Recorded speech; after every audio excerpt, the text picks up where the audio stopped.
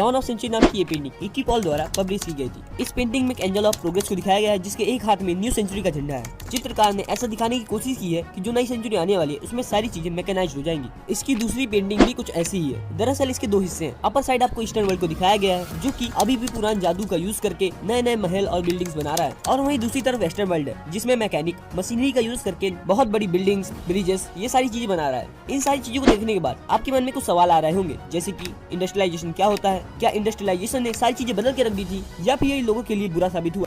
तो शुरुआत से स्टार्ट करते हैं। यह वह समय था जब फैक्ट्रीज नहीं हुआ करती थी, लेकिन फिर भी इंटरनेशनल मार्केट के लिए प्रोडक्शन किया जाता था, और यह मास प्रोडक्शन शहरों में नहीं गाँव में होता था, यानी कि कंट्री साइड में। पीजेंट्स, आर्टिसन इन सारी चीजों को प्रोड्यूस करने के लिए अपने फैमिली फार्म में काम किया करते थे। पर क्या टाउन में प्रोडक्शन नहीं हो रहा था?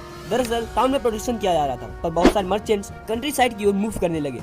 ऐसा इसलिए था क्योंकि उस समय यूरोप में गिल्ड हुआ करते थे, यानी कि मर्चेंट्स के ग्रुप हुआ करते थे जिनके पास मोनोपोली राइट्स थे। उस समय के किंग इन मर्चेंट्स ग्रुप को कुछ ऐसे विशेष अधिकार दे दिया करते थे जिससे वे प्रोडक्शन को कंट्रोल कर पाते थे, और साथ ही नए मर्चेंट्स को कंपटीशन में भी आने का मौका नहीं देते थे। इन सारी चीजों की वजह से स्मॉल मर्चेंट्स कंट्री साइड की ओर मूव करने लगे। उस समय पीजेंट्स की भी स्थिति खराब थी, लेकिन जब मर्चेंट्स ने इन लोगों को एम्प्लॉयमेंट प्रोवाइड करने और एडवांस देने का ऑफर दिया तो पीजेंट्स मना नहीं कर पाए। इसके बाद पीजेंट्स टाइमली गुड्स को फैमिली फार्म में प्रोड्यूस करके मर्चेंट्स को दे दिया करते थे, और मर्चेंट्स इन गुड्स को लंदन में फिनिश कराकर इंटरनेशनल मार्केट में बेच दिया करते थे, और इस पीरियड को हम प्रोटो इंडस्ट्रियलाइजेशन कहते हैं। Coming up of factories. England में सबसे पहले 1730 में फैक्ट्री आई, लेकिन उसके बाद धीरे धीरे इसके नंबर्स भी बढ़ने लगे। ऐसा इसलिए था क्योंकि 18वीं सेंचुरी में बहुत सारे इन्वेंशंस हुए जिससे मैन्युफैक्चरिंग की हर स्टेप को बहुत जल्दी और एफिशिएंट वे में किया जाने लगा। नई टेक्नोलॉजी आने के कारण स्ट्रॉन्ग थ्रेड और यार्न भी प्रोड्यूस किए जाने लगे, और इसी समय रिचर्ड आर्कराइट ने कॉटन मिल का भी इन्वेंशन कर दिया, जिससे प्रोडक्शन की सारी प्रोसेस एक ही छत के नीचे होने लगी।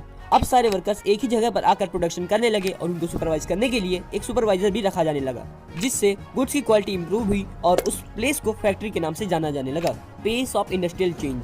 इसमें हम देखने वाले हैं कि जब शुरुआत में फैक्ट्रीज आई थी तो क्या सारी चीजें इंडस्ट्रीज में ही बनना शुरू हो गई थी, या फिर कुछ काम अभी भी हाउस होल्ड में होता था। इंग्लैंड में सबसे पहले कॉटन की इंडस्ट्री लगाई गई थी, जिसकी वजह से 1840 तक इंग्लैंड की इकोनॉमी का ये सबसे बड़ा सेक्टर था। लेकिन 1840 के बाद मेटल की डिमांड बढ़ने लगी क्योंकि ट्रांसपोर्टेशन सिस्टम ही इम्प्रूव होने लगा था, जिसकी वजह से मेटल इंडस्ट्री इंग्लैंड की इकोनॉमी का लीडिंग सेक्टर बन गया। इतना प्रोडक्शन होने के बाद भी 19वीं सेंचुरी के एंड तक सिर्फ 20% से भी कम वर्कफोर्स ही इंडस्ट्रीज में काम करती थी। इससे हमें पता चलता है कि प्रोडक्शन अभी भी हाउस होल्ड में हो रहा था। ऐसा इसलिए था क्योंकि हाउस होल्ड छोटे छोटे इन्वेंशंस का यूज करके प्रोडक्शन को बढ़ाते जा रहे थे। इससे हमें ये पता चलता है कि टेक्नोलॉजिकल चेंज आया तो, पर इसकी स्पीड बहुत ही स्लो थी। इसको आप स्टीम इंजन के एग्जांपल से भी समझ सकते हैं। स्टीम इंजन जिसको न्यू कॉमन ने प्रोड्यूस किया था, पर जेम्स वाट द्वारा इसको पेटेंट करा लिया गया, लेकिन जब इसको बेचने की कोशिश की गई तो कोई भी इसको खरीदने के लिए तैयार नहीं था। इस कारण इंग्लैंड में 831 स्टीम इंजन ही बिक पाए। Hand labour and steam power. अगर आपको हैंड लेबर और स्टीम पावर में किसी एक चीज को चूज करने का मौका मिले तो आप क्या चूज करोगे? ऑफ कोर्स स्टीम पावर को, पर क्या इंडस्ट्रीज ने भी स्टीम पावर को ही चूज किया, यही जानेंगे इस वीडियो में। लेकिन उससे पहले अगर आपने इसका फर्स्ट पार्ट नहीं देखा तो मैं डिस्क्रिप्शन और पिन कमेंट में लिंक दे दूंगा, तो जाकर उसको भी देख लेना। और साथ ही इस चैनल पर नए हो तो इस चैनल को सब्सक्राइब और इस वीडियो को लाइक भी जरूर से कर देना। तो चलिए वीडियो को शुरू कर लेते हैं। मैं बात कर रहा हूँ उस समय की जब ब्रिटेन में विक्टोरिया का शासन चलता था। उस समय ब्रिटेन की पॉपुलेशन ज्यादा होने के कारण वहाँ लेबर की शॉर्टेज नहीं थी, जिस वजह से इंडस्ट्रीज लेबर को लो वेजेस में भी हायर कर लेते थे। लेकिन वही मशीन जिनकी कॉस्ट बहुत ज्यादा थी उन्हें कोई भी हायर करना पसंद नहीं करता था। कुछ ऐसी भी इंडस्ट्रीज थी जिनकी डिमांड सीजनल थी। फॉर एग्जाम्पल दिवाली के समय ही पटाखे की इंडस्ट्रीज में ज्यादा प्रोडक्शन होता है, बाकी समय पटाखे की इंडस्ट्रीज में इतना प्रोडक्शन नहीं होता, जिस वजह से इस इंडस्ट्री में मशीन को खरीदने का अच्छा आइडिया नहीं होगा, क्योंकि इतनी महंगी मशीन का पूरे साल भर इस्तेमाल नहीं हो सकता। एक कारण यह भी था कि जो मशीन थे वो सेम गुड्स को प्रोड्यूस करते थे, मतलब वे सेम प्रोडक्ट में ज्यादा वेरिएशन नहीं ला सकते थे।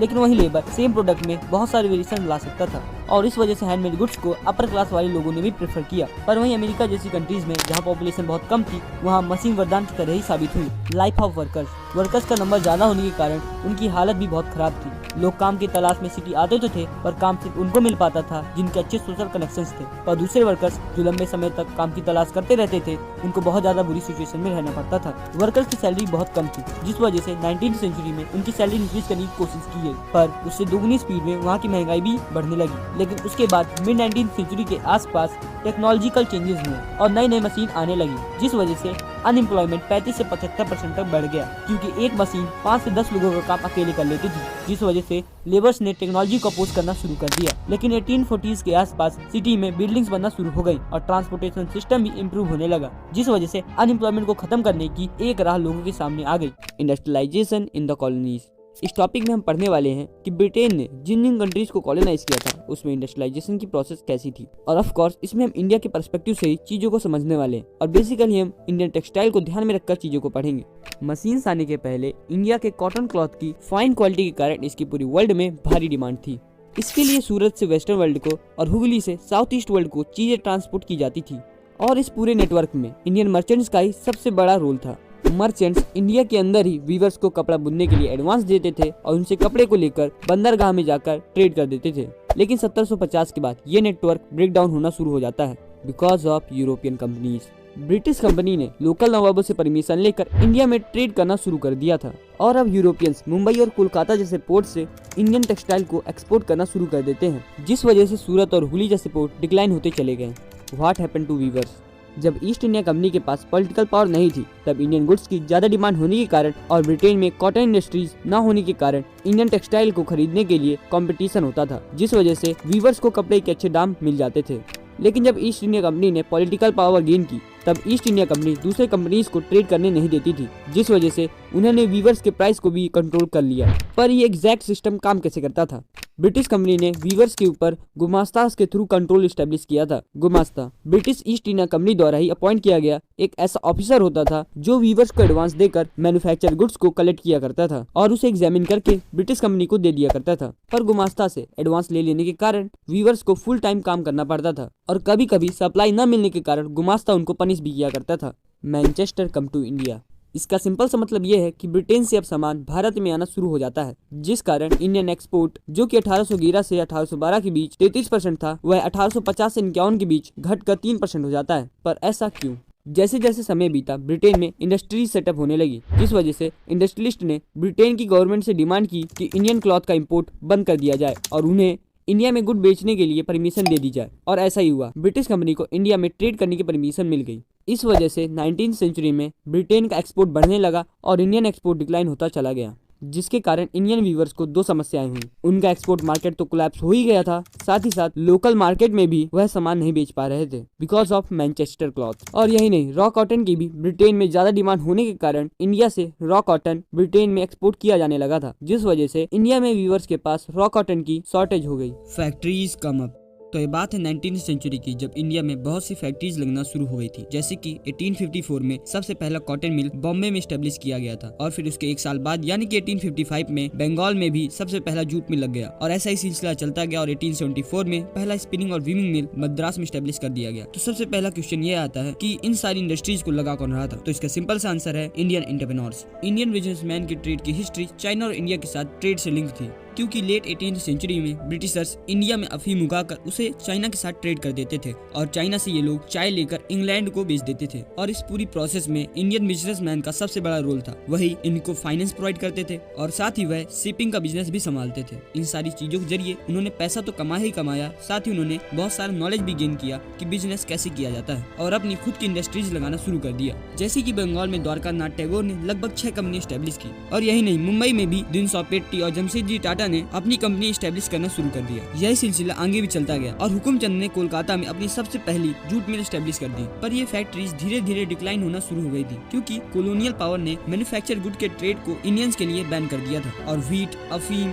इंडिगो यह सारी चीजें एक्सपोर्ट करवाते थे ताकि ब्रिटेन की जरूरतों को पूरा किया जा सके। और धीरे धीरे उन्होंने इंडियंस को शिपिंग बिजनेस से भी हटा दिया, जिसके कारण वर्ल्ड वॉर फर्स्ट के पहले ब्रिटिशर्स इंडियन इंडस्ट्रीज को कंट्रोल करने लगे थे। तो चलिए अब हम बात करते हैं वर्कर्स के बारे में। फैक्ट्रीज जिनको रन करने के लिए वर्कर्स की जरूरत होती थी, जिनका नंबर इंडियन इंडस्ट्रीज में 1901 से 1946 तक बहुत बढ़ गया था। पर यह इंक्रीज हुआ कैसे? दरअसल नेबरिंग सिटी, विलेज या डिस्ट्रिक्ट से ही बहुत सारे वर्कर्स जॉब की तलाश में यहाँ आ जाया करते थे, पर जॉब उन्हीं को मिलती थी जिनके अच्छे सोशल कनेक्शन हुआ करते थे। इसलिए इंडस्ट्रियलिस्ट एक जॉबर को एम्प्लॉय करता था जो कि ओल्ड और ट्रस्टेड वर्कर होता था। इसका काम था वर्कर्स को एम्प्लॉयमेंट देना। इसके लिए वह वर्कर्स को सेटल होने में भी मदद करता था, और इसके बदले जॉबर्स कभी कभी उनसे गिफ्ट की डिमांड भी कर लिया करता था। तो दोस्तों आगे हम पढ़ने वाले हैं कि कैसे इतनी ज्यादा मुसीबतों के बाद भी इंडियन इंडस्ट्री ग्रो हुई। तो दोस्तों हम इंडस्ट्रियल ग्रोथ के टोटल 4 फीचर्स के बारे में पढ़ने वाले हैं। पहला है एक्सपोर्ट प्रोडक्ट। इंडिया में जिस भी चीज की प्रोडक्शन होती थी उनको यूरोपियंस मैनेजिंग इंडस्ट्री ही कंट्रोल करती थी, इसलिए वह उन्हीं चीजों को प्रोडक्शन कराती थी जिनकी उन्हें जरूरत थी। फॉर एग्जाम्पल, इंडिया में टी और कॉफी की क्वालिटी बहुत ज्यादा अच्छी होने के कारण इसे इंडिया में बहुत ज्यादा प्रोड्यूस कराया जाता था और इसे यूरोपियन मार्केट में बेच दिया जाता था। अब बात आती है सेकेंड फीचर की, जो की है कॉम्पिटिशन अवॉइडेंस। तो ये बात है 19th सेंचुरी की, जब इंडियन बिजनेसमैन सिर्फ उन्हीं गुड्स का प्रोडक्शन करते थे जो कि ब्रिटिश इंपोर्ट का पार्ट नहीं थे, जैसे कि यार्न, जो कि इंडिया में प्रोड्यूस और कंज्यूम दोनों किया जाता था और साथ ही इसे चाइना में एक्सपोर्ट भी कर दिया जाता था। इसलिए इंडियन बिजनेसमैन ने यार्न का प्रोडक्शन करने के बारे में सोचा। तो अब बात करते हैं थर्ड फीचर की, जो की है shift from yarn to cloth. 20th century की स्टार्टिंग में इंडिया में कुछ ऐसे चेंजेस हुए जिसकी वजह से इंडिया में यार्न का प्रोडक्शन लगभग खत्म हो चुका था, लेकिन इसके साथ साथ क्लॉथ का प्रोडक्शन भी बढ़ने लगा था, क्योंकि गांधी जी ने स्वदेशी मूवमेंट स्टार्ट कर दिया था, जिसके कारण इंडियन मेड क्लॉथ की डिमांड बहुत ही ज्यादा बढ़ गई। अब बात करते हैं फोर्थ फीचर की, जो की है एक्सपेंशन ऑफ हैंडलूम। इंडस्ट्रियलाइजेशन के कारण 20th सेंचुरी में लोग हैंडलूम का यूज करना शुरू करने लगे थे, जिस वजह से 1900 से लेकर 1940 तक इंडिया में प्रोडक्शन 3 टाइम्स तक बढ़ गया। उस वक्त इंडिया में 2 प्रकार के कॉटन वीवर हुआ करते थे। एक ऐसे वीवर थे जो कोरस क्वालिटी का गुड्स मैन्युफैक्चर करते थे, जिनको सिर्फ पुअर लोग खरीदते थे और उनकी डिमांड हमेशा स्टेबल नहीं रहती थी। वहीं दूसरी तरफ ऐसे वीवर भी थे जो कि फाइन क्वालिटी का गुड्स मैन्युफैक्चर करते थे, जिस वजह से उन क्लॉथ को अमीर लोग ही खरीदते थे और उनकी डिमांड हमेशा स्टेबल रहती थी, क्योंकि अमीर लोगों की इनकम भी हमेशा स्टेबल थी। लेकिन सिर्फ प्रोडक्शन करना ही सफिशिएंट नहीं था, किसी भी गुड्स को प्रोड्यूस करने के बाद बेचना भी एक इंपॉर्टेंट स्टेप होता है। इसके लिए उन्होंने बहुत से स्टेप अपनाए, जैसे कि उन्होंने न्यूज़पेपर में एडवर्टाइजमेंट देना भी शुरू कर दिया था। मेड इन मैनचेस्टर नामक लेबलिंग का भी यूज कर रहे थे, जिससे उनके गुड्स की क्वालिटी का अंदाजा बायर्स को हो जाता था। उन्होंने न्यूज़पेपर के सिवाय कैलेंडर्स में भी एडवर्टाइजमेंट लगाना शुरू कर दिया, क्योंकि कैलेंडर्स पुअर से पुअर लोग भी यूज करते थे। इस वजह से उनके प्रोडक्ट के बारे में सभी लोगों को पता चलता। The making of global world. आज हम एक ऐसे वर्ल्ड में रहते हैं जहाँ सारे देश आपस में इंटरलिंक्ड हैं, जैसे एप्पल जो कि यूएसए की कंपनी है, पर उसके आईफोन पूरी दुनिया में यूज किए जा रहे हैं। टी जो कि चाइना में इंट्रोड्यूस हुई थी, पर आज उसे पूरी दुनिया पीती है। इन शॉर्ट, एक देश दूसरे देश से लिंक बनाता चला जा रहा है और इसी को हम ग्लोबलाइजेशन कहते हैं। Hence, globalization is a process of interlinking of 2 or more countries with the help of trade, skills and technology. पर यह कोई नया फिनोमिना नहीं है। पुराने समय में भी ग्लोबलाइजेशन हो रहा था और लोग जैसे ट्रैवलर्स, ट्रेडर्स एक जगह से दूसरी जगह ट्रैवल कर रहे थे फॉर ट्रेड, स्पिरिचुअल फुलफिलमेंट यानी कि आत्मा की शांति के लिए, in search of work, opportunities and knowledge. और वो यात्रा करते समय अपने साथ स्किल्स, आइडियाज, फूड और यही नहीं जम्स एंड डिसीज भी ले जाते थे। उन्हें किसी भी देश तक पहुंचने के लिए प्री डिसाइडेड पाथ से होकर जाना पड़ता था। ऐसा ही एक पाथ था सिल्क रूट, जो कि 15th सेंचुरी तक एग्जिस्ट करता था। ये एशिया, अफ्रीका और यूरोप को साथ में जोड़ता था। इससे मेनली चाइना का सिल्क ट्रांसपोर्ट होता था, दैट्स व्हाई इसका नाम सिल्क रूट पड़ गया। इस सिल्क रूट से Chinese poetry, precious metal, fibre और फूड भी ट्रैवल होता था। पर ये फूड कैसे ट्रैवल होता था? तो पुराने समय में ट्रेडर्स और ट्रैवलर्स अपने साथ फूड भी ले जाते थे और इससे दूसरी जगह उस फूड के बारे में लोगों को पता चलता था। ऐसा ही एक एग्जाम्पल है यूरोपियन पीजेंट्स का। वह इतने गरीब थे कि उन्हें भरपेट खाना भी नहीं नसीब होता था, लेकिन जब कुछ ट्रैवलर्स के माध्यम से यहाँ के लोगों को पोटैटो नाम की फसल के बारे में पता चला, तो उन्होंने इसे उगाना शुरू कर दिया, जिससे वह आलू के ऊपर हद से ज्यादा निर्भर होते गए, क्योंकि आलू जल्दी और ज्यादा मात्रा में पैदा हो जाता था। पर 1840s में आलू की फसल खराब हो जाने के कारण लाखों लोग भूखमरी के कारण मारे गए। लेकिन सिर्फ ग्लोबलाइजेशन अच्छे कामों के लिए यूज नहीं हो रहा था, कभी कभी एक देश दूसरे देश पर कब्जा करने के लिए भी इसका यूज करता था। ऐसा ही एक किस्सा है अमेरिका का, जिसको बहुत से देश कॉलोनी बनाना चाहते थे। यह बात है 16th सेंचुरी की, जब अमेरिका के बारे में पूरी दुनिया को पता चला। इससे पहले अमेरिका पूरी दुनिया से कट ऑफ था। पोर्टुगीज, स्पेनिश और यही नहीं यूरोपियंस भी इसके लैंड, क्रॉप और मिनरल्स की तरफ आकर्षित हुए और इसे कोलोनाइज करने का प्लान बनाया। पर इसमें यूरोपियंस को सफलता मिल पाई, क्योंकि उसने स्मॉल पॉक्स नाम की डिसीज को वेपन की तरह यूज किया। यूरोप में यह डिसीज पहले से था, जिसके कारण वहाँ रहने वाले लोगों में इसके खिलाफ इम्यूनिटी डेवलप हो गई थी। पर अमेरिका, जो कि पूरी दुनिया से कट ऑफ था, उसके लोगों में स्मॉल पॉक्स के खिलाफ लड़ने की क्षमता नहीं थी। दैट्स व्हाई यूरोपियंस ने स्मॉल पॉक्स को वेपन की तरह यूज किया और यहाँ पर हजारों लोगों को मारकर अमेरिका को कॉलोनाइज कर लिया। इसके बाद वह अमेरिका से प्रीशियस मेटल लूटकर उस पैसे को एशिया के साथ ट्रेड में यूज करते थे। लेकिन जब 18th सेंचुरी में इंडिया को ब्रिटिशर्स ने कॉलोनी बना लिया और चाइना ने ओशियन ट्रेड को रजिस्टर करना शुरू कर दिया, तो वर्ल्ड ट्रेड का सेंटर यूरोप के साइड शिफ्ट होने लगा। 19th सेंचुरी में वर्ल्ड में ऐसे सोशल, पॉलिटिकल और इकोनॉमिकल चेंजेस हुए जिसने ग्लोबलाइजेशन की प्रक्रिया को और तेज कर दिया।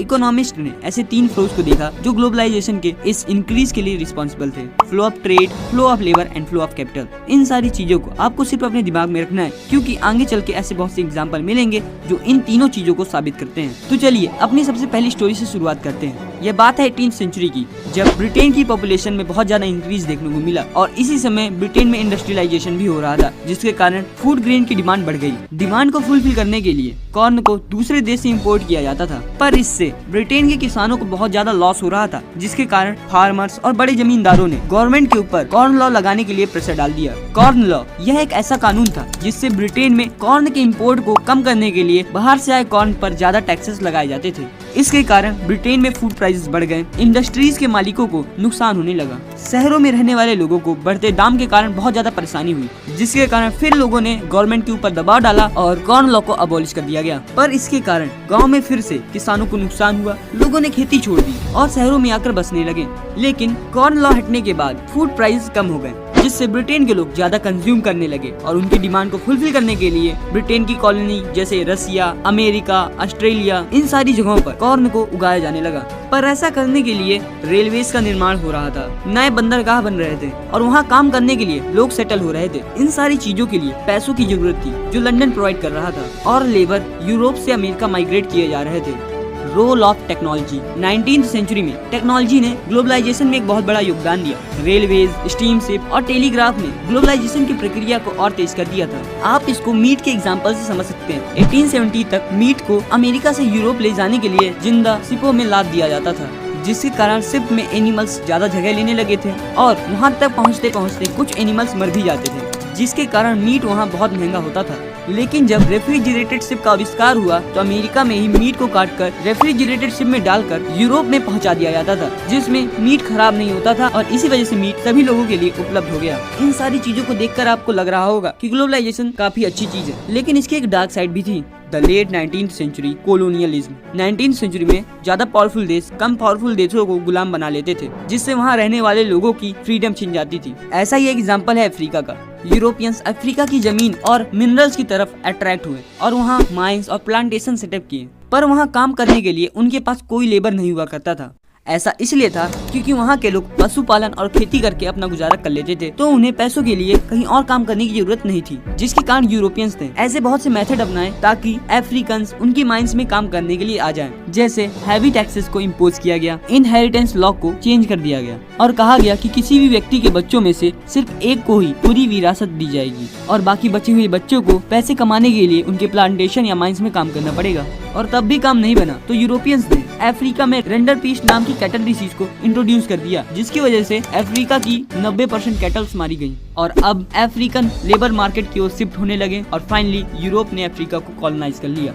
Indentured labour migrated from India. 19वीं सेंचुरी में इंडियन लेबर की हालत बहुत खराब थी। ब्रिटिशर्स प्लांटेशन और माइंस में काम करवाने के लिए इंडियन लेबर्स को कॉन्ट्रैक्ट के बेसिस पर एक निश्चित टाइम पीरियड के लिए बहुत दूर दूर तक ले जाया करते थे और ऐसे लेबर्स को इंडेंचर्ड लेबर कहा गया। ब्रिटिशर्स एजेंट्स को स्मॉल कमीशन देकर लेबर को हायर करवाते थे और एजेंट्स गलत जानकारी देकर लोगों को कैरेबियन आइलैंड और असम के प्लांटेशन में भेज दिया करते थे, पर वहाँ की वर्किंग कंडीशन बहुत खराब हुआ करती थी और लेबर को टाइम पीरियड खत्म होने के बाद भी वहाँ काम करना पड़ता था, जिसकी वजह से इस नए सिस्टम को न्यू सिस्टम ऑफ स्लेवरी कहा गया। पर जब 1900 में इंडियन नेशनलिस्ट ने इसके खिलाफ प्रोटेस्ट किया तो 1921 में इसे अबॉलिश कर दिया गया। Indian trade, colonialism and the global system. पहले इंडिया के फाइन कॉटन के कपड़े यूरोप में इंपोर्ट किए जाते थे, लेकिन जब यूरोप में इंडस्ट्रीज आई तो यूरोप खुद कॉटन क्लॉथ मैन्युफैक्चर करने लगा, जिससे इंडियन क्लॉथ का एक्सपोर्ट कम हो गया। लेकिन कपड़े बनाने के लिए जो कॉटन की जरूरत होती थी यूरोप उसको इंडिया से ही इम्पोर्ट करता था, लेकिन ब्रिटिश इम्पोर्ट की वैल्यू ब्रिटिश एक्सपोर्ट की वैल्यू से कम होती थी,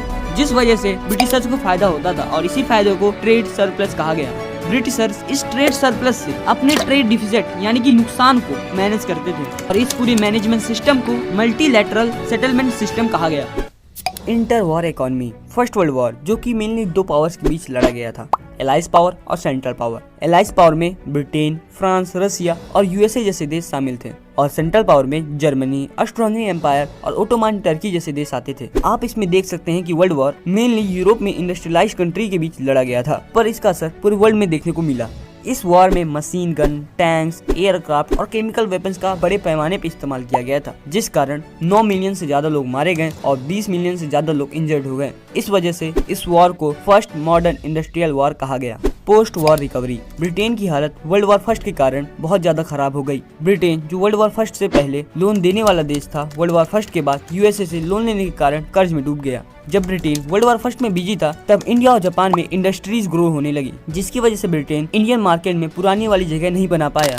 वर्ल्ड वॉर फर्स्ट के कारण डिमांड, प्रोडक्शन और एम्प्लॉयमेंट बहुत तेजी से बढ़ा, पर इसके बाद इन सारी चीजों में बहुत ज्यादा डिक्लाइन देखने को मिला। Rise of mass production and consumption. 1920s में यूएस की इकोनॉमी में काफी सुधार देखने को मिला बिकॉज ऑफ मास प्रोडक्शन। इस कॉन्सेप्ट को हेनरी फोर्ड ने दिया था, जिसमें सभी वर्कर्स एक लाइन में खड़े होकर एक ही टास्क को बार बार परफॉर्म करते थे, जिसकी वजह से कोई भी चीज जल्दी और ज्यादा मात्रा में प्रोड्यूस हो जाती थी। इसी मॉडल को यूज करके हेनरी फोर्ड ने दुनिया की सबसे पहली मास प्रोडक्शन वाली कार टी मॉडल फोर्ड निकाली। फोर्ड कंपनी का तरीका 1920 में यूरोप ने भी कॉपी कर लिया, जिसकी वजह से मास प्रोडक्शन इंक्रीज हुआ। कार की प्राइस कम हो गई, वर्कर्स की सैलरी ज्यादा हो गई, वर्कर्स अपनी जरूरत के सामान खरीद पा रहे थे, जिसकी वजह से वर्कर्स ने लोन लेकर अपने हाउस को बिल्ड कराना शुरू कर दिया, जिस कारण एम्प्लॉयमेंट भी इंक्रीज हो गया। इनकी वजह से 1923 में यूएस दुनिया का सबसे ज्यादा लोन देने वाला देश बन गया। अभी तक तो सभी चीजें सही चल रही थी, लेकिन 1929 में स्थितियां बहुत खराब हो गयी because of the great depression.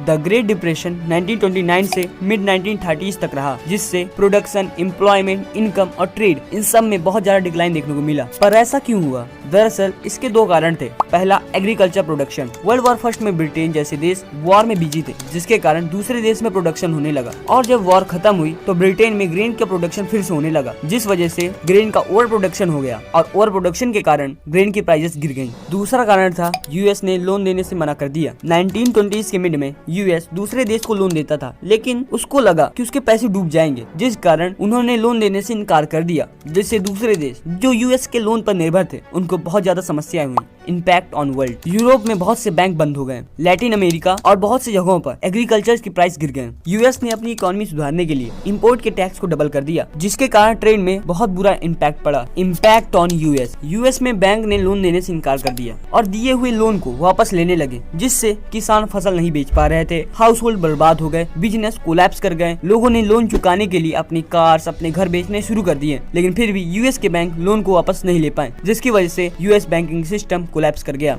India and the great depression. India agriculture goods का एक्सपोर्टर और मैन्युफैक्चर गुड्स का इंपोर्टर था, लेकिन ग्रेट डिप्रेशन के कारण ट्रेड आधी हो गई, जिसके कारण व्हीट के प्राइस इंडिया में 50% तक गिर गए। इसको आप जूट प्रोड्यूसर के एग्जांपल से समझ सकते हैं। इंडियन फार्मर जूट को प्रोड्यूस करके गनी बैग्स में स्टोर करते थे और फिर इन गनी बैग्स को दूसरे देशों में एक्सपोर्ट करते थे, पर ग्रेट डिप्रेशन के कारण गनी बैग्स के प्राइस 60% तक गिर गए। इससे किसान कर्ज में डूब गए। कर्ज चुकाने के लिए वह अपनी ज्वेलरी, प्रीशियस मेटल बेचने लगे, जिस कारण इंडिया गोल्ड का बहुत बड़ा एक्सपोर्टर बन गया और इस गोल्ड की मदद से ब्रिटिशर्स अपनी इकोनॉमी सुधारने लगे, पर इससे इंडियंस को कोई भी फायदा नहीं हुआ।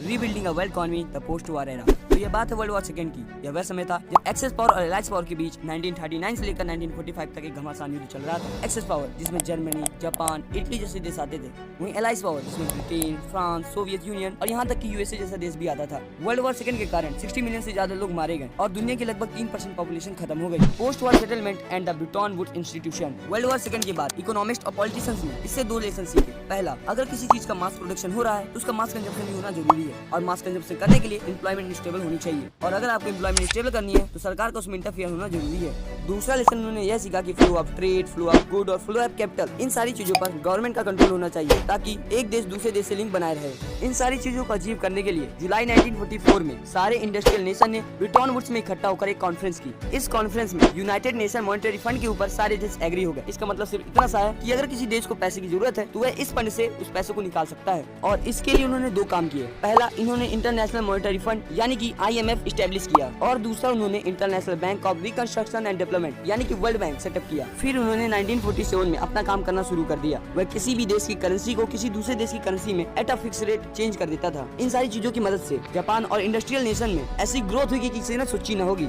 Decolonisation and the independence. World war second के बाद एशिया और अफ्रीका के नेशन इंडिपेंडेंट होने लगे, पर इससे वहाँ की पॉवर्टी बढ़ गई और वहाँ के रिसोर्स में कमी आ गई। और मेन बात यह थी कि इनको IMF भी सपोर्ट नहीं कर रहा था, क्योंकि ये लोग इंडस्ट्रियल नेशन नहीं थे। इस समय उनको सपोर्ट चाहिए था और उनको ऐसी एजेंसीज गाइड कर रही थी जो उन्हीं कॉलोनियल पावर के अंडर में थी, जिन्होंने इन कंट्रीज को कॉलोनाइज किया था, जिसके कारण वह कंट्री बहुत ज्यादा फायदा उठाती थी, जिसके कारण कॉलोनियल पावर अभी भी उन डेवलपिंग कंट्रीज को एक्सप्लॉइट कर रही थी। इन सारी चीजों को देखते हुए डेवलपिंग कंट्रीज ने ग्रुप ऑफ 77 का गठन किया और उन्होंने न्यू इंटरनेशनल इकोनॉमिक ऑर्डर यानी कि NIEO की मांग की, जिसमें इन सारी बातों का उल्लेख था। नंबर 1, उनके सिवाय उनके नेचुरल रिसोर्स को कोई दूसरा एक्सप्लॉइट नहीं करेगा। नंबर 2, उनको और ज्यादा डेवलपिंग गाइडेंस मिलेगी। नंबर 3, उनके रॉ मटेरियल की दूसरी जगह फेयर प्राइस मिलेगी और डेवलप्ड कंट्रीज में सामान बेचने के लिए अच्छी व्यवस्था होगी। End of Bretton Woods and the beginning of globalisation. 1960 में यूएस ट्रेड को कम करने लगा, जिसके कारण यूएस की फाइनेंशियल कंडीशन खराब होने लगी, जिससे यूएस डॉलर अब वर्ल्ड की प्रिंसिपल करेंसी नहीं रही। और क्योंकि जो आईएमएफ था वह फिक्स रेट में किसी भी देश की करेंसी को चेंज करता था, इस कारण वह भी कोलैप्स कर गया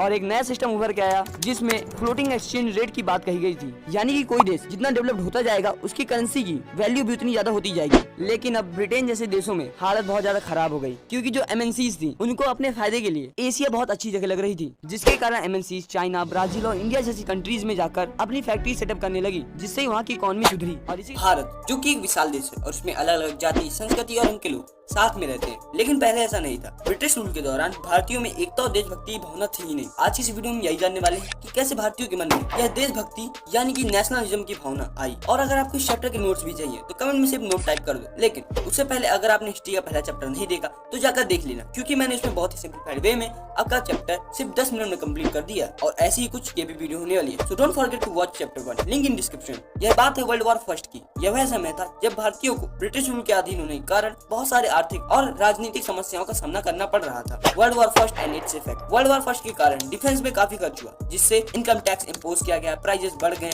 कस्टम ड्यूटीज भी बढ़ा दिए और लोगों को फोर्सफुली आर्मी में भर्ती किया जाने लगा। इससे ज्यादातर मिडिल क्लास और लोअर क्लास के लोग इफेक्ट हुए। सत्याग्रह एक ऐसा जन आंदोलन था जिसके द्वारा महात्मा गांधी ने दक्षिण अफ्रीका से कलर डिस्क्रिमिनेशन वाली सरकार को उखाड़ फेंका। उसके बाद गांधी जी जनवरी 1915 को भारत लौट आए और भारत में भी उन्होंने 1917 को बिहार के चंपारण में प्लांटेशन सिस्टम के विरुद्ध सत्याग्रह का आयोजन किया। उसके बाद उन्होंने 1917 में ही गुजरात के खेड़ा जिले के किसानों को फसल खराब हो जाने और प्लेग की महामारी के कारण लगान न चुकाने के लिए सत्याग्रह का आयोजन किया। गांधी जी यहाँ तक नहीं रुके। उन्होंने 1918 में सूती कपड़ा कारखानों के मजदूरों के बीच अहमदाबाद में ही सत्याग्रह किया। पर ये सत्याग्रह है क्या? सत्याग्रह का अर्थ सत्य की शक्ति पर आग्रह होता है। इसका मतलब अगर आपका संघर्ष अन्याय के खिलाफ है तो आप बिना किसी हिंसा यानी कि अहिंसा के द्वारा ही आप संघर्ष में सफल हो सकते हैं। गांधी जी का मानना था कि अहिंसा का धर्म भारतीयों को एक सूत्र में बांध सकता है। 1917 और 1918 की कामयाबी के बाद गांधी जी ने सोचा कि उन्हें कुछ बड़ा करना चाहिए, इसलिए उन्होंने 1919 में प्रस्तावित किए गए रॉयल्ट एक्ट के खिलाफ एक राष्ट्रव्यापी सत्याग्रह आंदोलन चलाने का फैसला किया।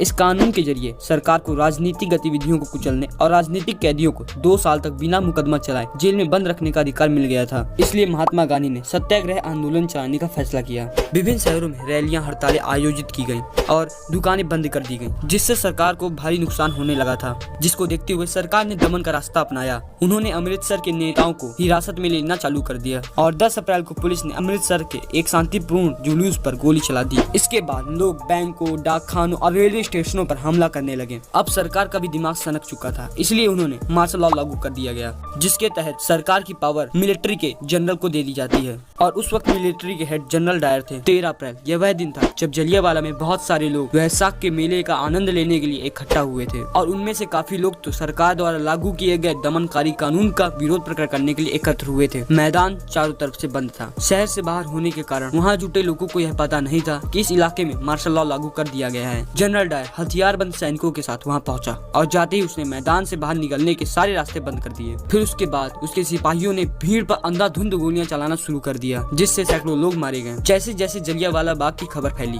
उत्तर भारत के बहुत सारे शहरों में लोग सड़क पर उतरने लगे, हड़तालें होने लगी, लोग सरकारी इमारतों पर हमला करने लगे। इन सारी चीजों को देखकर सरकार ने सत्याग्रहियों को अपमानित करना चालू कर दिया। उनको जमीन पर नाक रगड़ने, सड़क पर घिसट कर चलने और सभी साहबों को सलाम मारने के लिए मजबूर किया गया। लोगों को कोड़े मारे गए और बहुत सारे गाँव पर बम गिरा दिए गए। हिंसा फैलते देख महात्मा गांधी ने आंदोलन वापस ले लिया। महात्मा गांधी का कहना था कि जब तक हिंदू और मुस्लिम दोनों साथ में नहीं आ जाते तब तक हमें स्वतंत्रता मिलना इम्पॉसिबल है। इसलिए 1919 में बम्बई में गठित की गई खिलाफत समिति में महात्मा गांधी जा पहुंचे और उन्होंने मोहम्मद अली और शौकत अली को खिलाफत असहयोग आंदोलन के लिए राजी कर लिया। हिंद स्वराज 1909 जो कि महात्मा गांधी की प्रसिद्ध पुस्तकों में से एक है। इसमें महात्मा गांधी ने कहा था कि भारत में ब्रिटिश शासन भारतीयों के सहयोग से ही स्थापित हुआ है और हमारे सहयोग से ही चल पा रहा है। अगर भारत के लोग अपना सहयोग वापस ले लें तो साल भर के भीतर ब्रिटिश सरकार का अंत हो जाएगा और स्वराज की स्थापना हो जाएगी। इसी विचार को आगे बढ़ाते हुए 1920 की गर्मियों में महात्मा गांधी और शौकत अली आंदोलन के लिए समर्थन जुटाते हुए पूरे देश भर में यात्राएं कर रहे थे। लेकिन इसी वक्त कांग्रेस आंदोलन में हिस्सा लेने से हिचकिचा रही थी। उन्हें लग रहा था कि लोग हिंसा करेंगे, इसीलिए नवंबर 1920 से लेकर दिसंबर 1920 तक कांग्रेस में काफी सारी मीटिंग्स हुई और आखिरकार दिसंबर 1920 में कांग्रेस के नागपुर अधिवेशन में एक समझौता हुआ और असहयोग आंदोलन के समर्थन में कांग्रेस भी आ गई। असहयोग खिलाफत आंदोलन जो कि जनवरी 1921 में शुरू हुआ था, इसमें अलग अलग सामाजिक समूहों ने पार्टिसिपेट किया जो कि शहरों और गांवों दोनों से आते थे। शहरों में हजारों विद्यार्थियों ने स्कूल कॉलेज छोड़ दिए, हेडमास्टर और शिक्षकों ने इस्तीफे सौंप दिए, वकीलों ने मुकदमा लड़ने से मना कर दिया। लेकिन मद्रास के अलावा ज्यादातर प्रांतों में परिषद चुनाव का बहिष्कार किया गया, विदेशी कपड़ों को जला दिया गया, जिस कारण 1921 से 1922 के बीच विदेशी कपड़ों का आयात लगभग आधा हो गया था। शराब की दुकानों की पिकेटिंग की गई। पिकेटिंग का अर्थ विद्रोह के एक ऐसे स्वरूप से है जिसमें लोग किसी दुकान, फैक्ट्री या दफ्तर के भीतर जाने का रास्ता रोक लेते हैं। इसके बाद लोगों ने खादी कपड़ा पहनना शुरू कर दिया, लेकिन कुछ समय बाद शहरों में यह आंदोलन धीमा पड़ने लगा। इसके मुख्यतः दो कारण थे। पहला कारण यह था कि जो खादी कपड़ा था वह विदेशी कपड़े के मुकाबले काफी महंगा था, जिसको गरीब लोग खरीद नहीं सकते थे, जिस कारण गरीबों ने विदेशी कपड़े का लंबे समय तक बहिष्कार नहीं किया। और दूसरा कारण यह था कि वैकल्पिक संस्थानों की स्थापना प्रक्रिया बहुत धीमी थी, जिस कारण विद्यार्थी और शिक्षक सरकारी स्कूलों में लौटने के लिए विवश हो गए और वकीलों को दोबारा सरकारी अदालतों में केस लड़ने पड़े। ग्रामीण इलाकों में भी आंदोलन बहुत जोरों शोरों से चल रहा था, जिसको बाबा रामचंद्र गाइड कर रहे थे। उनका यह आंदोलन मुख्यतः जमींदारों के खिलाफ था, जो किसानों से भारी भरकम लगान और तरह तरह के कर वसूलते थे। और यही नहीं, किसानों को उनके लिए बेगार भी करनी पड़ती थी। बेगार का अर्थ वह काम से है जिसमें काम करने के पैसे नहीं मिलते, लेकिन उनको काम करना पड़ता है, जिस कारण रामचंद्र चाहते थे लगान कम किया जाए, बेगार खत्म हो और दमनकारी जमींदारों का सामाजिक बहिष्कार किया जाए। इसके लिए उन्होंने 1920 में जवाहरलाल नेहरू के साथ मिलकर किसान सभा को गठित किया, जिसकी 300 शाखा बनाई गई। लेकिन जब 1921 में आंदोलन फैला, तब किसान हिंसा पर उतर आए। उन्होंने व्यापारियों के मकानों पर हमला बोल दिया, जमींदारों के घर जला दिए, बाजारों में लूटपाट होने लगी और अनाज के गोदामों पर कब्जा कर लिया गया। और यह सब गांधी जी के असहयोग आंदोलन के नाम पर हो रहा था, जिसके समर्थन में गांधी जी कभी नहीं थे। लेकिन आदिवासी लोगों की कुछ और ही समस्या थी, क्योंकि अंग्रेजों ने जंगलों पर पाबंदियां लगा दी थी, जिसके कारण लोग इन जंगलों में न तो मवेशी को चरा सकते थे, न ही जलाने के लिए लकड़ी का यूज कर सकते थे और न ही फलों को बीन सकते थे, जिस कारण आदिवासियों को बहुत ही ज्यादा समस्याओं का सामना करना पड़ रहा था। न केवल उनकी रोजी रोटी पर असर पड़ रहा था, बल्कि उन्हें लगता था कि उनके परंपरागत अधिकार भी छीने जा रहे हैं। और जब सरकार ने उन्हें सड़कों के निर्माण के लिए बेगार करने पर मजबूर किया, तो लोगों ने बगावत कर दी, जिनको लीड करने वाले अल्लूरी सीताराम राजू को ईश्वर का अवतार माना जाता था। लोगों का मानना था कि उनके पास विशेष शक्तियां हैं, वह किसी व्यक्ति का स्वास्थ्य ठीक कर सकते हैं और यही नहीं, उनको गोलियां भी नहीं मार सकती। सीताराम राजू ने असहयोग आंदोलन का काफी ज्यादा समर्थन किया, लेकिन उनका मानना था कि भारत को स्वतंत्रता अहिंसा के साथ साथ हिंसा के प्रयोग से ही मिल सकती है, इसलिए उन्होंने बहुत सारे युद्ध किए। पर 1924 में राजू को फांसी दे दी गई। बागानों में स्वराज। असम में बागानी मजदूरों के लिए आजादी का मतलब यह था कि वे उन 4 दीवारियों से जब चाहे जब आ जा सकते हैं, जिनमें उनको बंद करके रखा जाता था। लेकिन जब उन्होंने असहयोग आंदोलन के बारे में सुना, तो हजारों मजदूरों ने बागान छोड़ दिए और घर जाने का निश्चय कर लिया। उनको लगता था कि गांधी राज आ रहा है, इसीलिए अब हर एक को गाँव में जमीन मिल जाएगी। लेकिन जब वो वहाँ से निकले तो वह अपनी मंजिल पर नहीं पहुँच पाए, लेकिन उन्हें बीच रास्ते में ही पुलिस ने पकड़ लिया और उनकी बहुत बुरी तरह से पिटाई हुई। तो इससे हमें यह पता चलता है कि स्वराज शब्द का सबके लिए अलग अलग अर्थ था, लेकिन कुछ भी बात हो, सब यही चाहते थे कि स्वराज की स्थापना हो।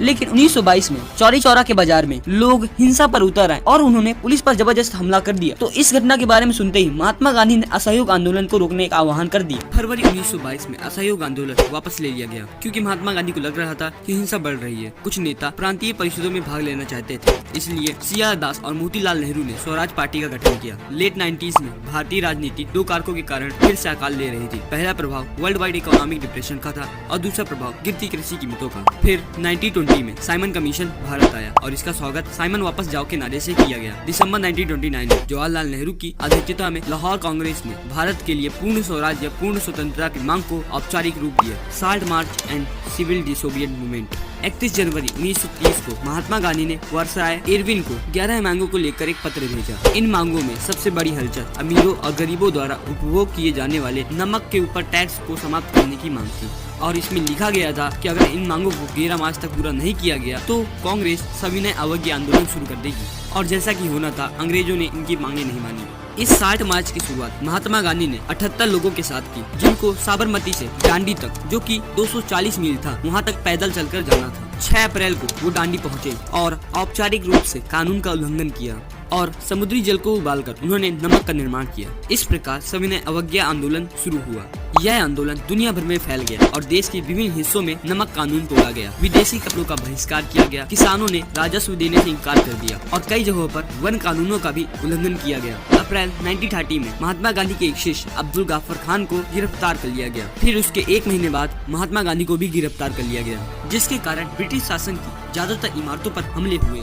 भयावह स्थिति को देखकर महात्मा गांधी ने आंदोलन बंद करने का फैसला लिया और मार्च 1931 को इरविन के साथ एक समझौता किया, गांधी इरविन समझौता। इस समझौते के कारण महात्मा गांधी ने लंदन के एक गोलमेज सम्मेलन में भाग लेने में सहमति व्यक्त कर दी। जब सम्मेलन टूट गया तो महात्मा गांधी भी निराश होकर भारत लौट आए और सविनय अवज्ञा आंदोलन फिर से शुरू करने का फैसला लिया। यह लगभग 1 साल तक जारी रहा, लेकिन 1934 तक इसने अपनी गति खो दी। प्रतिभागियों ने आंदोलन को कैसे देखा? गुजरात के पाटीदार और उत्तर प्रदेश के जाट आंदोलन में सक्रिय थे। वे सविनय अवज्ञा आंदोलन के उत्साही समर्थक बन गए थे, लेकिन जब 1931 में आंदोलन बंद कर दिया गया तो वे बहुत निराश हुए। इसलिए जब 1932 में आंदोलन फिर से शुरू हुआ तो उनमें से कई लोगों ने भाग लेने से इनकार कर दिया। व्यापारिक हितों को संगठित करने के लिए 1920 में Indian industrial and commercial Congress और 1927 में federation of the Indian chamber of commerce and industries का गठन किया गया। सविनय अवज्ञा आंदोलन की एक अन्य महत्वपूर्ण विशेषता महिलाओं के बड़े पैमाने की भागीदारी थी, लेकिन फिर भी लंबे समय तक कांग्रेस महिलाओं को संगठन के भीतर अधिकार के किसी पद पर रहने की अनुमति देने के लिए अनिच्छुक थी। सविनय अवज्ञा की सीमाएं।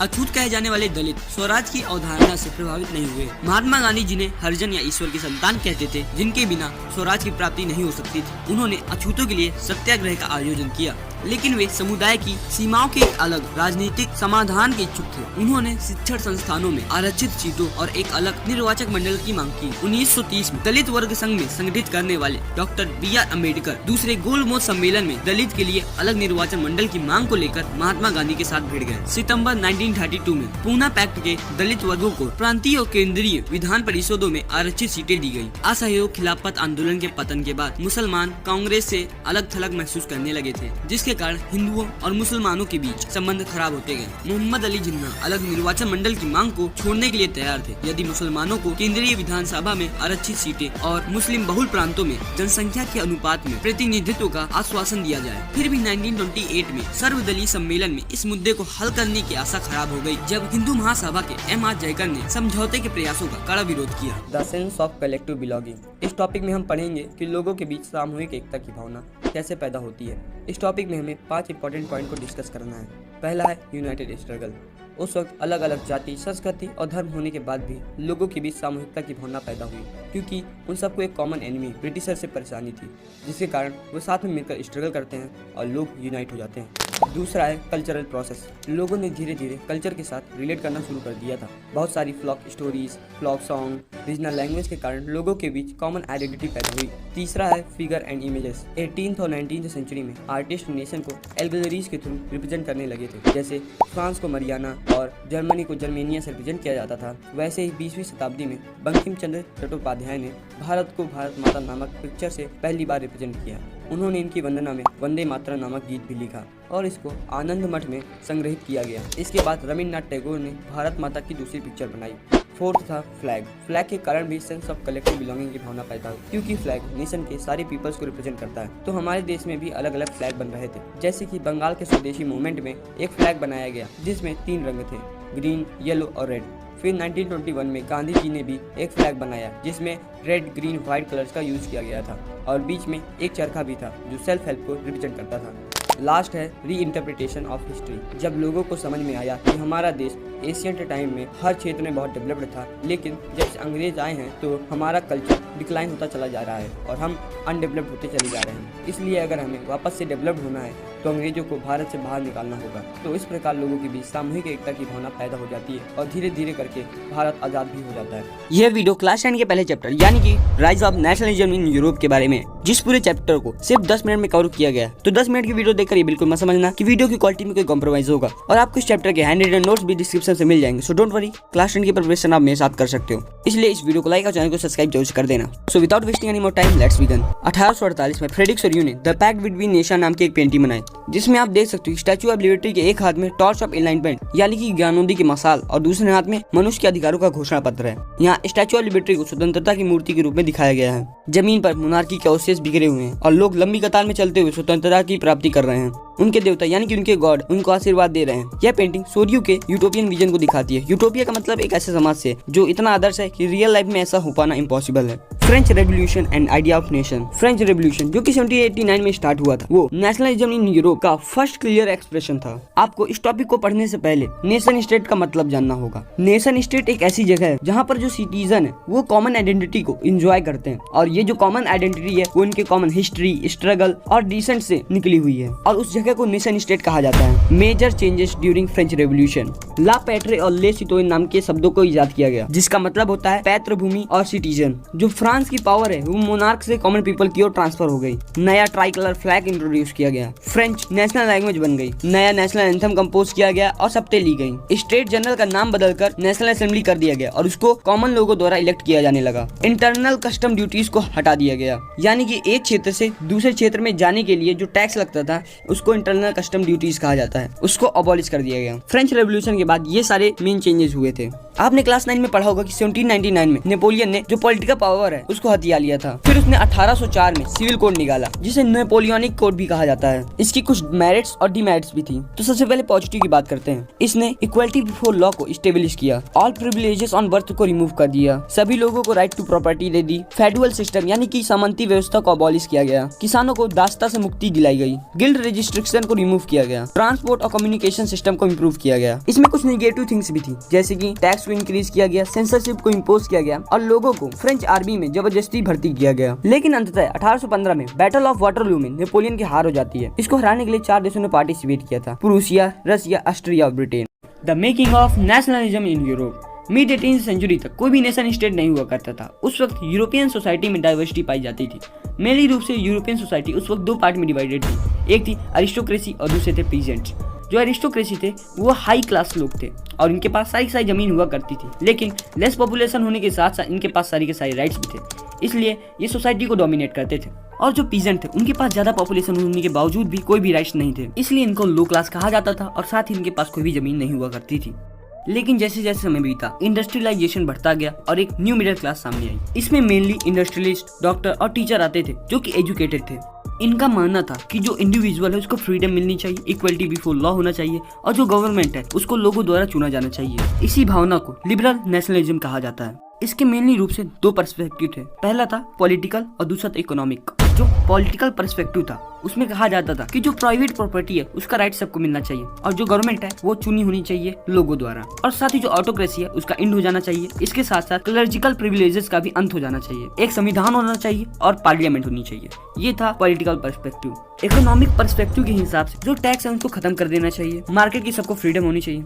1834 में न्यू मिडिल क्लास ने एक नई कस्टम यूनियन बनाई जिसको जोलवेरिन कहा जाता था। इसने सारे के सारे टैरिफ बैरियर को हटा दिया और साथ ही जो यूरोप में 30 करेंसी चलती थी उसको घटाकर सिर्फ और सिर्फ 2 करेंसी कर दिया गया, यानी कि 28 करेंसी को अबॉलिश कर दिया गया। A new conservatism after 1815। आपको तो ये पता ही होगा कि 1815 में नेपोलियन की हार हो जाती है। इसको हराने के लिए 4 देशों ने पार्टिसिपेट किया। उनमें प्रूसिया, रसिया, ऑस्ट्रिया और ब्रिटेन आते थे। जब इन्होंने 1815 में नेपोलियन को हराया तब उसके बाद इन्होंने नेपोलियन से ट्रीटी ऑफ वीना साइन कराया, जो बर्बन डायनेस्टी को फ्रांस में रिस्टोर कर देता है और फ्रांस की बाउंड्री में अलग अलग स्टेट बना दिए जाते हैं ताकि फ्रांस फ्यूचर में एक्सपैंड न कर पाए। लेकिन जो कस्टम यूनियन था उसके साथ कोई भी छेड़छाड़ नहीं की जाती। इनका मेन इंटेंशन यह था कि मोनार्कीज को वापस लाया जाए जो नेपोलियन द्वारा ओवरथ्रो कर दिए गए थे। The age of revolution 1830 to 1848। 1815 की घटना के बाद सजा के डर से कई उदार राष्ट्रवादी अंडरग्राउंड हो गए थे, लेकिन एक ऐसा भी क्रांतिकारी था जिसने अभी तक हार नहीं मानी थी। जियुसेप्पे मैत्सिनी एक इटालियन क्रांतिकारी था जिसका जन्म 1807 में हुआ था। बाद में वह कार्बोनाई नाम की एक सीक्रेट सोसाइटी का सदस्य बन गया था। जब वह महज 24 साल का था तब लिगुरिया में क्रांति फैलाने की कोशिश में उसे 1831 में देश निकाला दे दिया गया था। उसके बाद उसने 2 अन्य सीक्रेट सोसाइटी का गठन किया। इनमें से एक था यंग इटली इन मार्शल्स और दूसरा था यंग यूरोप इन बर्न। उसका मानना था कि भगवान ने राष्ट्र को मानवता की नैसर्गिक इकाई बनाया है, इसलिए इटली को एक सिंगल यूनिफाइड रिपब्लिक बनाना जरूरी है। इस बीच जब रूढ़िवादी ताकतें अपनी शक्ति को मजबूत करने में जुटी हुई थीं, उदारवादी और राष्ट्रवादी लोग क्रांति की भावना को अधिक से अधिक फैलाने की कोशिश कर रहे थे। जुलाई 1830 में फ्रांस में सबसे पहला उथल पुथल हुआ। उदारवादी राष्ट्रवादियों ने बर्बन के राजाओं को उखाड़ फेंका। उसके बाद एक संवैधानिक राजतंत्र की स्थापना की जिसका मुखिया लुई फिलिप को बनाया गया था। जुलाई की उस क्रांति के बाद ब्रिसेल्स में भी आक्रोश बढ़ने लगा, जिसके फलस्वरूप नीदरलैंड के यूनाइटेड किंगडम से बेल्जियम अलग हो गया। Revolution in Greece. ग्रीस 15वीं सदी से ओटोमन एम्पायर का एक पार्ट था, लेकिन ग्रीस की आजादी का संघर्ष 1821 से ही शुरू हो गया था। उन्हें विशेष रूप से पश्चिमी यूरोप के अधिकांश लोगों का समर्थन मिला जो प्राचीन ग्रीस संस्कृति का सम्मान करते थे। इस संघर्ष का समर्थन बढ़ाने के लिए कवियों और कलाकारों ने जन भावना को इसके पक्ष में लाने की भरपूर कोशिश की। आखिरकार 1832 में कॉन्स्टेंटिनोपल की ट्रीटी के अनुसार ग्रीस को एक स्वतंत्र देश की मान्यता दे दी गई। Romantic imagination and national feeling. Culture राष्ट्रीय भावना को विकसित करने के लिए बहुत ही इंपॉर्टेंट रोल प्ले करता था। आर्ट, पोएट्री, स्टोरीज, म्यूजिक, इन सब ने नेशनलिस्ट फीलिंग को बनाए रखा। रोमांटिक आर्टिस्ट ने रीजन और साइंस को क्रिटिसाइज किया और इमोशन, इंस्टीट्यूशन और मिस्टिकल फीलिंग को इनकरेज किया, और इन्होंने पूरी की पूरी कोशिश की कि जो नेशन की भावना है उसको ज्यादा से ज्यादा फैलाया जा सके। इसलिए इन्होंने लोकल लैंग्वेज में भी गीत, स्टोरीज, म्यूजिक ये सब फैलाएं ताकि जो नेशनलिज्म की फीलिंग है वो अनपढ़ लोगों तक भी पहुंच सके। इस प्रकार कल्चर का बहुत ही ज्यादा इंपॉर्टेंट रोल रहा। Hunger, hardship and revolt. 19वीं सेंचुरी का जो फर्स्ट हाफ था उसमें यूरोप की पॉपुलेशन में काफी ज्यादा इंक्रीज देखने को मिला। इससे लोग तो ज्यादा हो गए लेकिन जॉब उतनी ही रही। जॉब की तलाश में जो लोग हैं वो सिटी में चले गए, इसलिए सिटी जो है क्राउडेड हो गई। मेन दिक्कत ये थी कि जो हैंडमेड गुड्स था उसकी प्राइस यूरोप में काफी ज्यादा थी, लेकिन जो मशीन से बनी हुई चीजें जो बाहर से एक्सपोर्ट होकर आती थी उनकी प्राइस सस्ती थी, इसलिए यहाँ पर भी बहुत ज्यादा कंपटीशन देखने को मिलता रहा। खाद्य पदार्थों की कीमतों में बहुत ज्यादा वृद्धि हुई जिससे शॉर्टेज ऑफ फूड हो गया। इन सब से परेशान होकर पीजेंट और वीवर्स ने रिवॉल्ट कर दिया। The revolution of liberals 1848। Poor, unemployed, starving peasant के साथ साथ 1848 में यूरोप की बहुत सी कंट्री में रेवोल्यूशन जो है मिडिल क्लास द्वारा किया जा रहा था। जर्मनी, इटली, पोलैंड जैसे यूरोप के वह पार्ट जहाँ पर इंडिपेंडेंट नेशन अभी भी एग्जिस्ट नहीं कर रहा था, वहाँ मैन और वीमेन जो कि मिडिल क्लास से थे उन्होंने कंबाइन होकर अपनी डिमांड्स को रखा, जो कहती थी कि उनको कॉन्स्टिट्यूशन के साथ साथ नेशनल यूनिफिकेशन भी चाहिए। The making of Germany and Italy. 1848 के बाद यूरोप में राष्ट्रवाद प्रजातंत्र और क्रांति से दूर हो चुका था। रूढ़िवादी ताकतें राष्ट्रवाद की भावना को इसलिए हवा देने लगे थे ताकि शासक की शक्तियों को बढ़ाया जा सके और यूरोप में राजतांत्रिक प्रभुत्व हासिल किया जा सके। The Germany unification. Otto von Bismarck जो कि प्रूसिया के मुख्यमंत्री थे, उन्होंने जर्मनी की यूनिफिकेशन में सबसे बड़ा योगदान दिया। इस काम के लिए बिस्मार्क ने प्रूशियन आर्मी के साथ साथ प्रशासन तंत्र का भी सहारा लिया। इन्होंने 7 साल में 3 युद्ध किए, ऑस्ट्रिया, डेनमार्क और फ्रांस के खिलाफ, और तीनों युद्धों में इनको जीत मिली और इस तरह जर्मनी का एकीकरण का काम पूरा हो गया। प्रूशिया के राजा काइजर विलियम फर्स्ट को जर्मनी का बादशाह घोषित कर दिया गया। The unification of Italy. Italy उस वक्त 7 स्टेट में डिवाइडेड था। उनमें से एक सर्डिनिया पिडमांड में इटालियन शासक शासन करते थे। उत्तरी भाग में ऑस्ट्रिया के हैब्सबर्ग साम्राज्य का नियंत्रण था। मध्य भाग पोप के शासन में और दक्षिण भाग स्पेन के बोर्बन राजाओं के नियंत्रण में था। 1830 के दशक में जुसेप्पे मैत्सिनी ने एक योजना बनाई, लेकिन 1831 और 1848 के विद्रोह की सफलता के बाद अब इसकी जिम्मेदारी सार्डिनिया पिडमांड और उसके शासक विक्टर इमैनुअल द्वितीय पर आ गई। इसके लिए मुख्यमंत्री कैवर को चुना गया, जो न तो क्रांतिकारी था न ही प्रजातांत्रिक व्यक्ति, लेकिन क्योंकि उसे इटालियन भाषा से ज्यादा फ्रेंच भाषा बोलना आता था इसलिए उसे इसकी जिम्मेदारी दी गई। फिर उसने फ्रांस के साथ साथ 1859 में ऑस्ट्रिया की सेना को भी हरा दिया। 1860 के मार्च में उन्होंने दक्षिण इटली पर भी शासन कर लिया। फिर 1861 में विक्टर इमैनुअल द्वितीय को एक यूनाइटेड इटली का राजा घोषित कर दिया गया। The unification of Britain. Britain का एकीकरण एक अजीब मामला था क्योंकि यह एक लंबी खिंची प्रक्रिया का परिणाम था, न कि अचानक हुई उथल पुथल या क्रांति का। ब्रिटिश द्वीपों की विभिन्न जातीय पहचानें थी, अंग्रेजी, वेल्स, स्कॉट। औद्योगिक विकास के कारण इंग्लैंड के लोग अमीर और समृद्ध होने लगे। परिणाम स्वरूप अंग्रेजी संसद अधिक शक्तिशाली हो गई और राजशाही से सत्ता जब्त कर ली। 1688 इंग्लैंड ने क्षेत्र का विस्तार करने का फैसला किया। इंग्लैंड में प्रोटेस्टेंट ईसाइयों की आबादी अधिक थी। वो स्कॉटलैंड में प्रोटेस्टेंट आबादी की मदद से स्कॉटलैंड पर कब्जा करने में सक्षम थे। इसका अंत संघ के अधिनियम 1707 के साथ हुआ, जिस कारण ग्रेट ब्रिटेन संयुक्त राज्य का गठन हुआ। स्कॉटलैंड के लोगों ने अपनी पहचान खो दी और उन्हें अंग्रेजों की तरह व्यवहार करने के लिए मजबूर होना पड़ा। कैथोलिक आबादी पर कब्जा करने के लिए अंग्रेजों ने फिर उत्तरी आयरलैंड में प्रदर्शनकारियों का समर्थन किया। एकजुट होकर आयरिश लोगों ने विद्रोह करने की कोशिश की, पर वे असफल रहे। आयरलैंड अंततः 1801 में ब्रिटेन का हिस्सा बन गया। Visualising the nation. 18वीं और 19वीं सदी में आर्टिस्टों ने नेशन को पर्सोनिफाई करना शुरू कर दिया था। उन्होंने नेशन को फीमेल फिगर के रूप में चित्रित किया, लेकिन यह महिला सिर्फ और सिर्फ एक इमेजिनेशन थी। यह रियल लाइफ में एग्जिस्ट नहीं करती थी और इन्हीं फीमेल फिगर को नेशन का एलेगरी बनाना शुरू कर दिया गया था। इन्हीं सारी चीजों का यूज करके मरियाना को फ्रांस का और जर्मनिया को जर्मन का एल्गलरी बना दिया गया।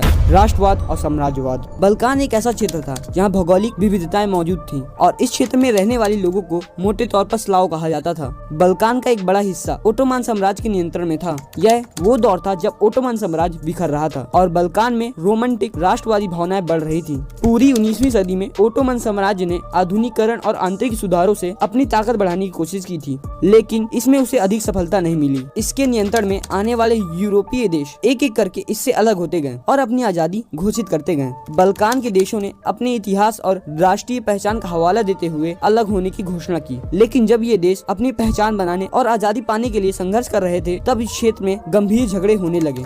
इस प्रक्रिया में बल्कान के क्षेत्र में ताकत हथियाने के लिए भी जबरदस्त लड़ाई जारी रही। उसी दौरान विभिन्न यूरोपीय ताकतों के बीच उपनिवेशों और व्यापार को लेकर कश्मकश चल रही थी और वह झगड़ा नौसेना और सेना की ताकत बढ़ाने के लिए भी जारी रहा। रूस, Germany, England, Austro Hungary empire, हर शक्ति का यही लक्ष्य था कि वह किसी तरह बल्कान पर नियंत्रण स्थापित कर पाए। इसके कारण कई लड़ाइयाँ हुई, जिसके परिणाम स्वरूप फर्स्ट वर्ल्ड